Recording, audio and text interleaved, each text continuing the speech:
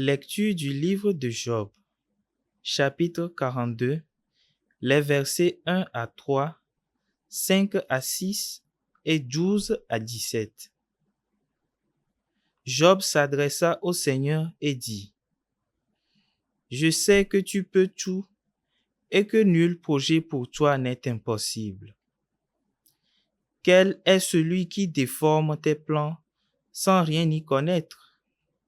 De fait, j'ai parlé sans les comprendre des merveilles hors de ma portée dont je ne savais rien. C'est par oui dire que je te connaissais, mais maintenant mes yeux t'ont vu. C'est pourquoi je me rétracte et me répands sur la poussière et sur la cendre. Le Seigneur bénit la nouvelle situation de Job, plus encore que l'ancienne. Job posséda 14 000 moutons et 6 000 chameaux, 1 000 paires de bœufs et 1 000 ânesses. Il eut encore 7 fils et 3 filles. Il nomma la première Colombe, la deuxième Fleur de laurier et la troisième Ombre du regard. On ne trouvait pas dans tout le pays de femmes aussi belles que les filles de Job. Leur père leur donna une part d'héritage avec leurs frères. Après cela, Job vécut encore 140 ans, et il vit ses fils et les fils de ses fils, 4 générations. Et Job mourut âgé, rassasié de jours. Parole du Seigneur. Nous rendons grâce à Dieu. Pour ton serviteur, que ton visage s'illumine, Seigneur. Pour ton serviteur, que ton visage s'illumine, Seigneur. Apprends-moi à bien saisir, à bien juger. Je me fie à tes volontés. C'est pour mon bien que j'ai souffert. Ainsi ai-je appris tes commandements. Pour ton serviteur, que ton visage s'illumine, Seigneur. Seigneur, je le sais, tes décisions sont justes. Tu es fidèle quand tu m'éprouves. Jusqu'à ce jour, le monde tint par tes décisions. Toute chose est ta servante. Pour ton serviteur, que ton visage s'illumine, Seigneur.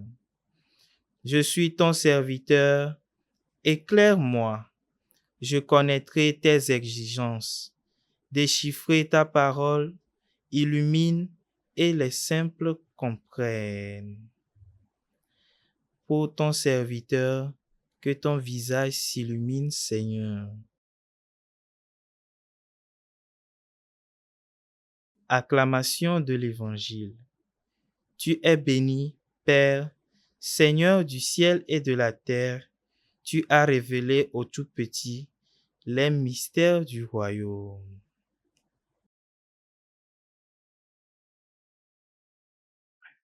En ce temps-là, les 72 disciples que Jésus avait envoyés revinrent tout joyeux en disant: Seigneur, même les démons nous sont soumis en ton nom. Jésus leur dit: Je regardais Satan tomber du ciel comme un éclair. Voici que je vous ai donné le pouvoir d'écraser serpents et scorpions et sur toute la puissance de l'ennemi. Absolument rien ne pourra vous nuire.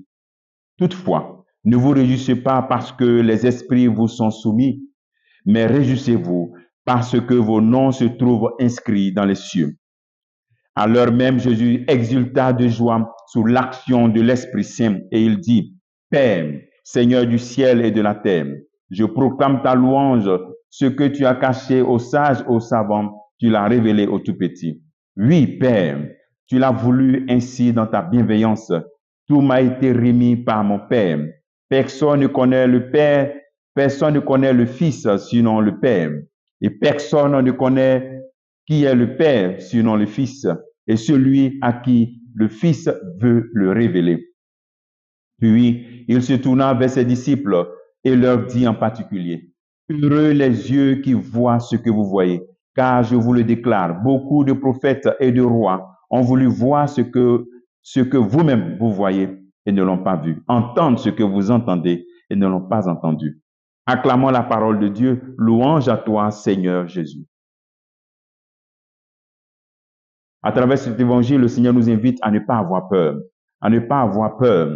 Il nous a donné tout pouvoir, parce que je donne tout pouvoir d'écraser serpents et scorpions. Le Christ nous donne tout ce pouvoir, donc n'ayons pas peur. Ne soyons pas des chrétiens qui ont peur.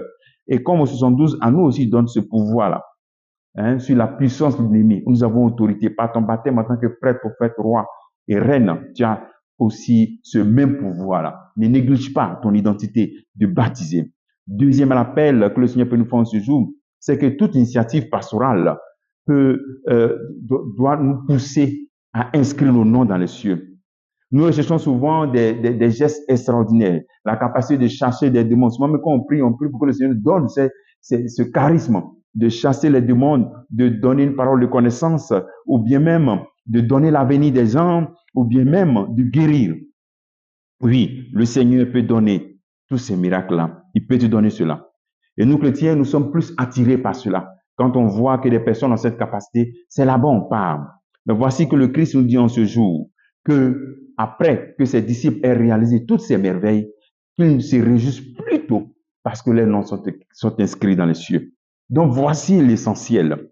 Tout ce que nous avons comme charisme doit nous pousser à ce que notre nom soit inscrit dans le ciel. C'est-à-dire, tout ce que nous avons comme charisme, service dans l'Église, c'est pour que notre nom s'inscrive dans le ciel. Et c'est ce que Paul a compris quand il dit « Je traite durement mon corps pour ne pas être disqualifié après l'annonce de l'Évangile. » 1 Corinthiens chapitre 9, verset 29.